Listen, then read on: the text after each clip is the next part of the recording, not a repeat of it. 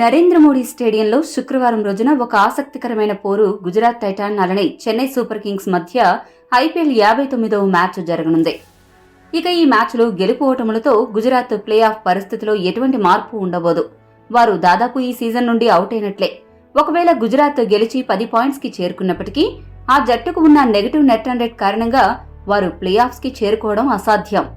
మరోవైపు చెన్నైకి మాత్రం ఈ మ్యాచ్లో గెలుపు చాలా కీలకం. వేరే జట్లపై ఆధారపడకుండా వారు తమ ప్లే ఆఫ్ అవకాశాలను బలపరుచుకోవాలంటే ఈ మ్యాచ్లో గెలిచి తీరాలి.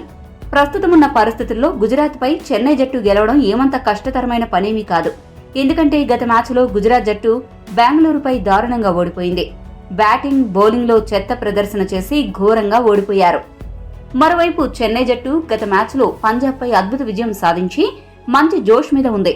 అంతేకాదు ఆ జట్టు కీలక ఆటగాళ్లు పతిరానా, దీపక్ చాహర్, ముస్తాఫిజుర్ రెహమాన్ వంటి వాళ్లు అందుబాటులో లేకపోయినప్పటికీ బౌలింగ్లో అదరగొట్టింది.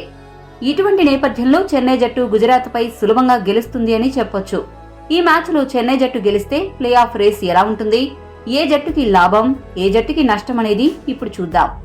ఇక గుజరాత్ పై ఈ రోజు చెన్నై గెలిస్తే ఆ జట్టు 14 పాయింట్స్ కి చేరుకుంటుంది. దీంతో హైదరాబాద్ జట్టుని 4వ స్థానంకి నెట్టి 3వ స్థానం దక్కించుకుంటుంది. ఇప్పటికే కోల్కతా, రాజస్థాన్ జట్లు 16 పాయింట్స్ తో స్ట్రాంగ్ గా టాప్ 2 స్థానాల్లో ఉన్నాయి. ఇక 14 పాయింట్స్ దక్కించుకున్న కారణంగా చెన్నై, హైదరాబాద్ జట్లు 3-4 స్థానాల్లో నిలుస్తాయి. ఇటువంటి సమయంలో 3-4 స్థానాల కోసం పోటీ పడుతున్న ఢిల్లీ, లక్నో, బెంగళూరుకి దారులు దాదాపు మూసుకున్నట్లే.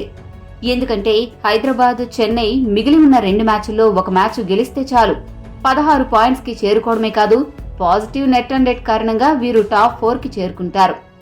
అదే ఢిల్లీ, లక్నో, బెంగళూరు జట్లు రేసులో ఉండాలంటే మాత్రం చెన్నై ఈ రోజు మ్యాచ్లో ఓడిపోవాలి. ఇక మిగిలిన మ్యాచ్లో చెన్నై జట్టు రాజస్థాన్, బెంగళూరుతో తలపడుతుంది. రాజస్థాన్ పై చెన్నైకి గెలుపు అంత సులభం కాదు. మరోవైపు బెంగళూరు కూడా సిఎస్కేని ఓడించగలిగితే అప్పుడు చెన్నైకి టాప్ 4 కి వెళ్లే అవకాశం తగ్గిపోతుంది. ఇవన్నీ జరగాలంటే ముందు ఈ రోజు మ్యాచ్లో గుజరాత్ పై చెన్నై ఓడిపోవాలి. కానీ ఇది దాదాపు అసాధ్యం.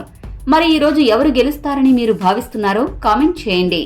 మరిన్ని అప్డేట్ల కోసం మా ఛానల్ సబ్స్క్రైబ్ చేసుకోండి.